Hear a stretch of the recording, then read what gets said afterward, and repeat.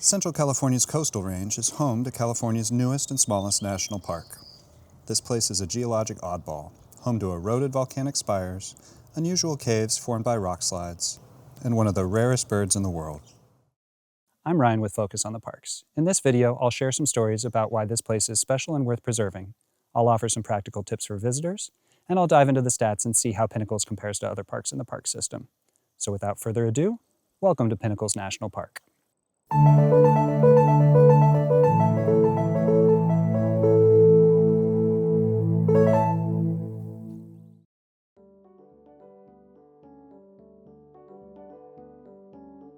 understand the forces that shaped the Pinnacles landscape, we need to look about 200 miles south near the present-day city of Lancaster, California. And we need to go back in time about 23 million years to the Miocene epoch. 43 million years after the extinction of the dinosaurs, but still a long time before the existence of modern humans. At this time, a large stratovolcano towered over the hills and valleys of Southern California. Geologists now call this mountain the Neenach volcano. On a geologic timescale, volcanic hotspots like this come and go. There is no longer any volcanic activity in the California coastal range. So over the course of a few million years, the volcanic forces that rose up the Neenach volcano subsided, and erosion wore away at the remnants of the mountain, eventually forming the jagged pinnacles that you see in the park today. But this isn't just the story of the rise and fall of a mountain, because this mountain also happened to be right smack dab in the middle of the San Andreas Fault. The San Andreas Fault is the junction of two large tectonic plates, the Pacific Plate and the North American Plate. Along the San Andreas, these plates are scraping slowly against each other, the North American Plate moving to the south and the Pacific Plate moving to the north.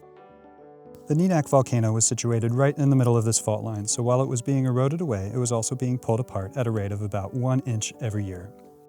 Now, that's not very fast on a human timescale, but over the course of 23 million years, it's enough to separate the two halves of the Neenach volcano by a couple hundred miles. Today, Pinnacles National Park protects about 2/3 of the eroded remnants of the Neenach volcano, about 200 miles north of their origin, near the present-day towns of Hollister and Soledad. The remaining third of the volcano can still be found near Lancaster, California, although by all accounts, there's not much to see there. The Lancaster portion of the volcano sits on private land, and to my understanding, there are no rock formations there to speak of. The eroded remnants of the Neenach volcano in Pinnacles National Park make for some very distinct formations that don't really feel like they belong in the gentle rolling hills of the Central California coast. Named formations include the Balconies, Machete Ridge, the Monolith, and most prominently the High Peaks. On any given day in Pinnacles National Park, you're apt to find rock climbers ascending these formations and others throughout the park. The rock at Pinnacles is not sturdy like the granite you'll find at its more famous siblings in California, Yosemite and Joshua Tree. Pinnacles rock is volcanic breccia, brittle and unpredictable, adding extra difficulty even to moderate routes. Visitors not up to that challenge can explore these formations by foot. As a general rule, the higher you go, the better your views will be of this geologic oddity. And no trail exemplifies this more than the High Peaks Trail. Ascending from the eastern staging areas in the park, you'll leave behind these shaded canyons for scrubby hills where the occasional monolith of rock decorates the path. As you climb higher, the crest of the High Peaks comes into view, and the surrounding hills are littered with jagged outcrops of volcanic rock. The real highlight of the High Peaks Trail is this short section that takes you through the heart of the park, known on maps as the Steep and Narrow. And it's pretty obvious where this name comes from. To enter and exit this segment, hikers will need to climb steep rock faces, at times nearly vertical, with nothing but shallow steps in the rock and a simple handrail. At other points in the hike, the trail hugs narrow curves between rock formations and steep drop-offs. Steep and narrow. Think of it as a mini Angel's Landing. Although it's not at that level, it's still a decent little challenge for a small park like Pinnacles, and definitely not recommended for those with small children or a crippling fear of heights.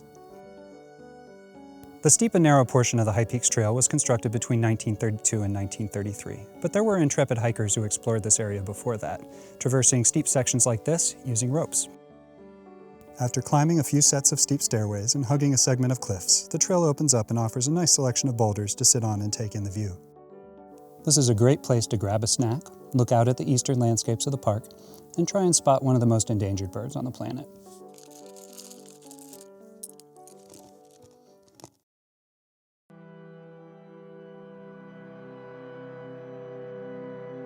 Seeing a California condor in the wild is an incredibly humbling experience, not just because you're looking at one of less than 600 members of its species in the whole world. This member of the vulture family can have a wingspan of up to 9.5 feet, and while they may look a bit awkward if you've ever seen one up close, they're undeniably graceful in the air. Under 600 members of a species may seem like a small number, and it absolutely is, but as recently as 1988, that number went as low as 27. That year, the last remaining wild condors were captured, and zoos began a captive breeding program to bring the species back from the brink of extinction. Condors have proven a tricky conservation target, largely because the species mates for life, and mated pairs generally only produce one egg a year, or even every other year. To get around this logistical hurdle, conservationists take advantage of an evolutionary strategy known as double clutching.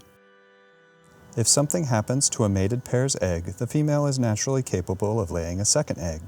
So the breeding program staff simply removes the first egg from each nesting pair and gives it to a foster pair of condors to hatch instead, doubling the rate of condor chicks each season from the natural baseline. Condors almost went extinct for a number of reasons, but the single biggest factor is probably lead poisoning. Condors are scavengers, and they frequently come into contact with kills made by hunters. Ingesting lead from bullet fragments in a carcass can kill an adult condor. As a matter of fact, lead poisoning is still the leading cause of death of wild condors, causing nearly half of condor deaths since their reintroduction in 1992. Still, efforts are being made to alleviate the problem. In 2008, California became the first state to ban the use of lead ammunition within the condor's range. Pinnacles is not the only place in the world to see California condors in the wild, but it's certainly one of the easiest. These birds are most commonly seen in the High Peaks area of the park, and based on my personal experience, I'd say you have better than even odds of seeing one if you hike the steep and narrow. You just need to know what you're looking for, because condors aren't the only large black scavengers circling the skies of the park. There are also plenty of turkey vultures in the area. Condors are considerably larger than turkey vultures, but that can be a bit difficult to gauge if you're looking at a bird from several hundred feet away. Both turkey vultures and California condors are predominantly black with white on their wings. Condors have a white triangle on the leading edge of the underside of their wings, whereas turkey vultures have white feathers toward the back of the wing. If you have a decent set of binoculars, you should be able to spot the difference. If you don't have a pair of binoculars, watch the bird's movement as it flies. Turkey vultures are generally a bit wobbly, whereas condors are more graceful. But probably the easiest thing to look for is an identification tag. Since there are only a few hundred condors, each wild bird is outfitted with a big plastic number on each wing, so researchers can easily identify individual birds from a distance. Here's my favorite fun fact about the California Condor Captive Breeding Program. In the process of bringing the species back from the brink of extinction, we actually made another species go extinct. When the last 27 wild birds were first brought into the program, they were given a delousing regimen to eliminate any parasites the animals may have been carrying. Now, many species in the animal kingdom are home to species-specific parasites, and the California condor was no exception. So by delousing the last condors, we killed the last remaining examples of Colpocephalum californicae, the California condor louse. So there's a fun little louse anecdote for your next family dinner or team lunch at work.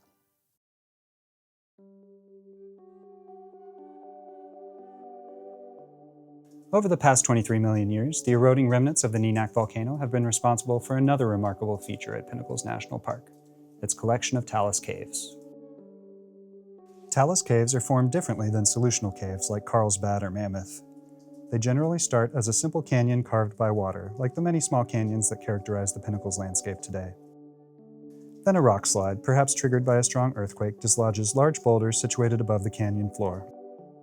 If these boulders remain stable for a long period of time, gradually smaller rocks, dirt, and eventually shrubs and trees accumulate on the boulder pile, sealing many of the gaps between the large rocks.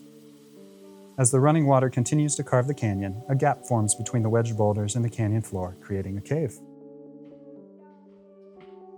First-time visitors who are more familiar with the well-lit and highly decorated caves at other parks in the park system may be disappointed by the stark, featureless rock of the caves at Pinnacles. There are no stalactites, stalagmites, or cave formations of any kind here. But the caves of Pinnacles have their own unique charm outside of this. For one, because these caves are formed by massive wedged boulders, there are excellent views of precarious-looking balanced rocks at the entrances to both of the park's main caves. But for me, the thing that sets the caves at Pinnacles apart from other caves in the park system is the fact that you don't need a guided tour to see them. The caves are simply part of the park's trail system and can be explored at your own pace. There are two major caves in the park, Bear Gulch and Balconies. Balconies tends to be open year-round, whereas the main lower portion of Bear Gulch closes from mid-May to mid-July to protect the park's population of Townsend's big-eared bats who call the cave home. The lower Bear Gulch cave is open for the remaining 10 months of the year, and lucky visitors during the months of March and October may have the opportunity to explore the upper portion of Bear Gulch Cave as well. It's always worth checking the National Park Service website or app before your visit to see which parts of the caves are currently open. If you're planning on hiking the caves at Pinnacles, make sure to bring a dedicated flashlight or headlamp for your visit. The caves are not lit with electrical lighting, and portions of the trail pass through complete darkness. And please don't rely on your phone's flashlight. A phone simply does not throw enough light to light your way in these caves. You don't want to be that person hunched over, looking at rocks at your feet, oblivious to low-hanging rocks overhead. Believe me, I've seen it happen.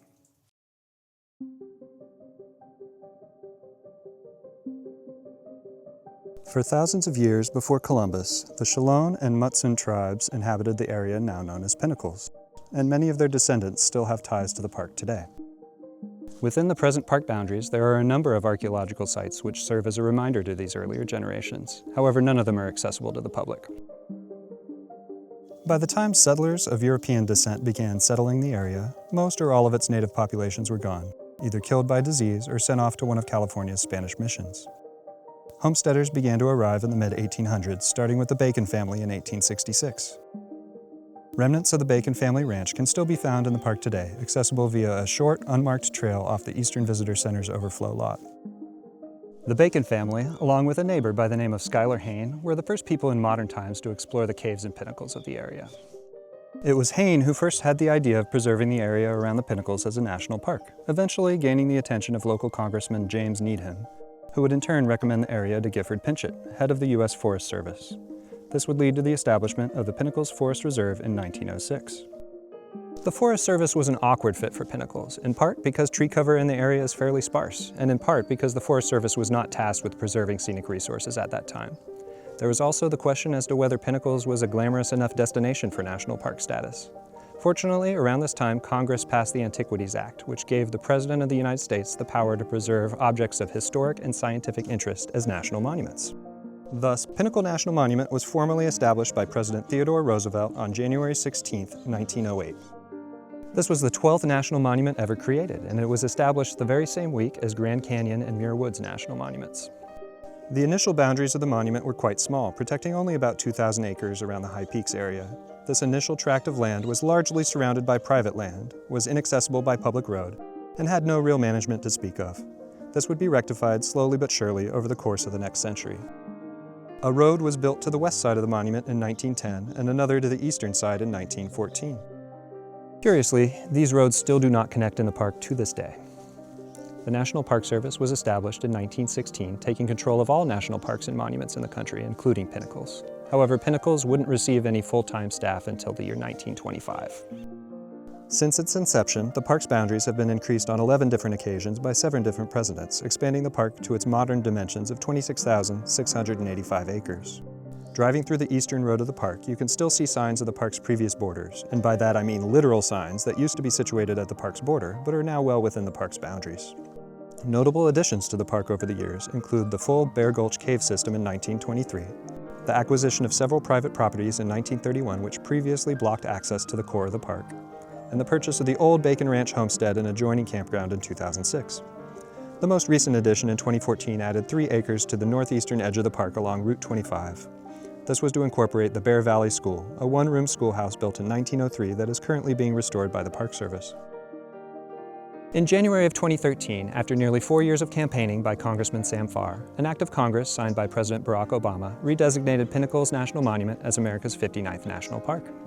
This act did nothing to expand the park beyond its initial boundaries as a monument. Like many recent national park upgrades in the U.S., this was a simple name change on the park's signs and brochures. So, was the redesignation of Pinnacles just a local congressman's ploy for tourist dollars in his district? Maybe so. But personally, I've been a fan of this place since the monument days, and I like that it's finally getting the recognition it deserves.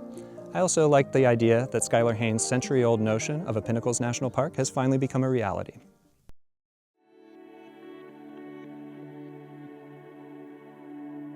Now let's take a look at some of the practical considerations you'll need to know for any visit to Pinnacles National Park. Pinnacles National Park is situated in the center of California's coastal range, about 90 minutes south of San Jose, 70 minutes east of Monterey, or 4.5 hours north of downtown Los Angeles. The nearest major international airport is San Jose Mineta. There's also a small regional airport in Monterey. Like most U.S. national parks, the surrounding area is remote and public transportation is not a practical option. For all intents and purposes, a car is required for your visit. Road trippers looking to incorporate Pinnacles into a broader itinerary with other parks will find plenty of good options, although it is a bit of a detour from the popular parks to the east and south. One of the most important decisions in planning a trip to Pinnacles is which entrance to use, east or west. There is no through road inside the park that connects the two entrances, and driving the long way around takes about 2 hours, a trip that won't be practical for most visitors. The eastern side of the park is more developed and receives more visitors than the western side. There are more parking opportunities, along with a shuttle bus which operates on weekends during the peak season. The east side is home to a small visitor center, a camp store, and the park's campground, providing the only opportunity for guests to experience Pinnacles after dark. The eastern entrance is slightly more convenient for guests arriving from the Bay Area or from parks like Yosemite and Sequoia to the east. It is also the more convenient entrance for visitors looking to visit the Bear Gulch Cave and Reservoir. The western side of the park is more rustic with less visitation, less parking, and no shuttle bus, although there is a small visitor center. The road to the western side of the park is narrow and winding and not recommended for larger RVs. The western entrance is slightly more convenient for guests arriving from the Monterey Big Sur area or from Los Angeles. It is also the more convenient entrance for visitors to the Balconies Cave. For hikers in decent physical condition, most destinations within the park will be accessible via either entrance. However, I do find the scenery more accessible on the western side of the park for those who are not looking for an ambitious hike. The parking areas on the western side of the park all have excellent views of the park's namesake Pinnacles, whereas visitors to the eastern side may have to hike further and higher into the park to obtain comparable views. So to sum up, most visitors will be better served by the eastern entrance's expanded amenities and easier access. However, the western entrance is not without its charm, and I highly recommend it to those visitors coming from the Big Sur Monterey area, for those looking for easy views without ambitious hikes, or to repeat visitors looking for a new perspective on the park. In many ways, Pinnacles is a year-round park. The park scenery changes somewhat from season to season. The park's hills are green and lush in winter and spring, turning a golden brown at the onset of summer. Likewise, winter's flowing water has usually dried up by the end of spring. The park does not close down in winter and rarely receives even a light dusting of snow. However, visitors should exercise extreme caution in the summer months. Temperatures often exceed 100 degrees Fahrenheit, and shade is scarce on many of the park's most popular trails. So if you're considering a visit in the summer, particularly during the months of July and August, make sure to bring plenty of water and sunscreen, and consider one of the park's shorter, shadier routes, such as to the park's two caves. I would also encourage visitors to visit Pinnacles on a weekday if at all possible. While Pinnacles is frequently ranked among the least visited parks in the country, it was 48th place out of 63 in 2024. This is a small park with minimal infrastructure, and parking spots fill up early on weekends. If you do plan to visit on a weekend, showing up at the park before 8 a.m. should be early enough to beat the rush. For those looking to stay inside the park, there's only one option, the campground near the eastern entrance. If you've stayed in other campgrounds and national parks, you'll find this one swankier than most. There are electrical hookups for RVs and even a swimming pool. This is because the campground was once a full-featured, privately owned business situated entirely outside the park boundaries. It was only incorporated into the rest of the park in 2000. For alternatives to the Pinnacles campground, take a look at the park's two gateway communities, Soledad for the western entrance and Hollister for the eastern entrance. Both towns have multiple hotels and campgrounds to choose from, although it's worth noting that Soledad is much closer to the park than Hollister. There are also camping options on public lands to the east and west of the park, but they aren't particularly close or convenient. Pinnacles is feasible as a day trip for visitors staying in the Bay Area, Monterey, or Big Sur, so long as you're comfortable with early mornings and long car rides. Food options inside the park are minimal, so you should be sure to pack meals for the duration of your stay. Even day trippers should consider bringing a lunch or picking up something in Hollister or Soledad on your way into the park. To get the most out of Pinnacles, you should really plan to get out of your car and onto a trail if at all possible. This is a compact park that does not lend itself well to auto touring.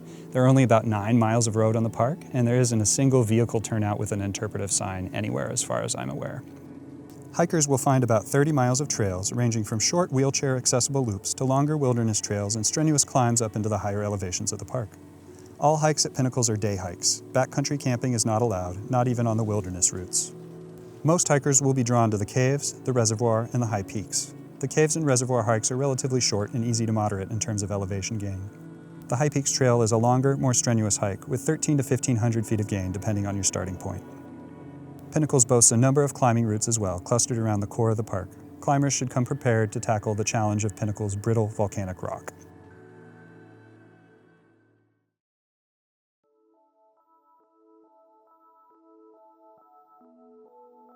Now that we've spent a little time getting to know Pinnacles, let's see how it compares to other parks in the National Park System. We'll start with the preservation categories, which score the park's protection of its natural and cultural resources. Expanse ranks the park's overall size. Pinnacles is a small park at just under 27,000 acres, which scores it a 2 out of 10. Diversity assigns a score based on the number of protected resources at the park. Pinnacles weighs in at 15 resources, which earns it a respectable 5 out of 10. Superlativity rates how exceptional the park's resources are on an international, national, or statewide scale. I found only one record in Pinnacle's name, the world's highest recorded density of bee species. It's a little niche, but I'll count it and give Pinnacles a score of 4 out of 10.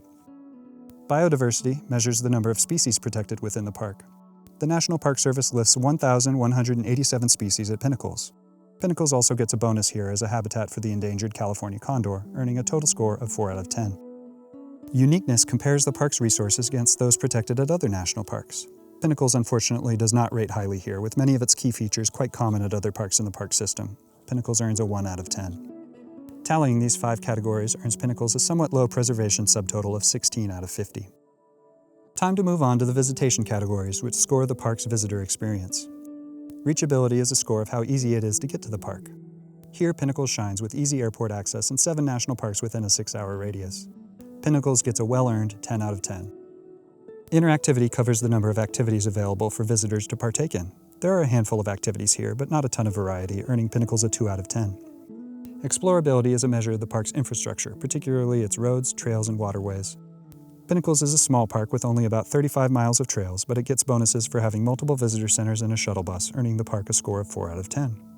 Accommodations scores the park's overnight access. Pinnacles only offers developed camping opportunities, but it has a few groceries and camping supplies available next to the Eastside Visitor Center, earning Pinnacles a 5 out of 10. Finally, scenery scores how beautiful the park is. This is the only subjective category in the list, and if you don't agree with my ranking here, I completely understand. Feel free to swap my score here with your own. I find Pinnacles a pretty little park, but it's certainly of a smaller scale than some of the Park Service's heavy hitters, so I'll give Pinnacles a score here of 6 out of 10. Add up the visitation categories and Pinnacles gets a somewhat average subtotal of 27 out of 50. Pinnacles' visitation score is a good bit higher than its preservation score, and I think that tracks. Adding everything together, Pinnacles gets an overall score of 43 out of 100. This is a smaller park, and its score reflects that. Still, I think Pinnacles punches above its weight. This is a very special place, and it's absolutely worthy of protection. Does it deserve to be a national park, or should it have been left a national monument? It's a very tricky question, and it doesn't have an easy answer. On the one hand, the upgrade has certainly brought in additional crowds and made the park a little bit harder to visit. But on the other hand, I like seeing a good park get the attention it deserves. I'd be interested to see what people think in the comments.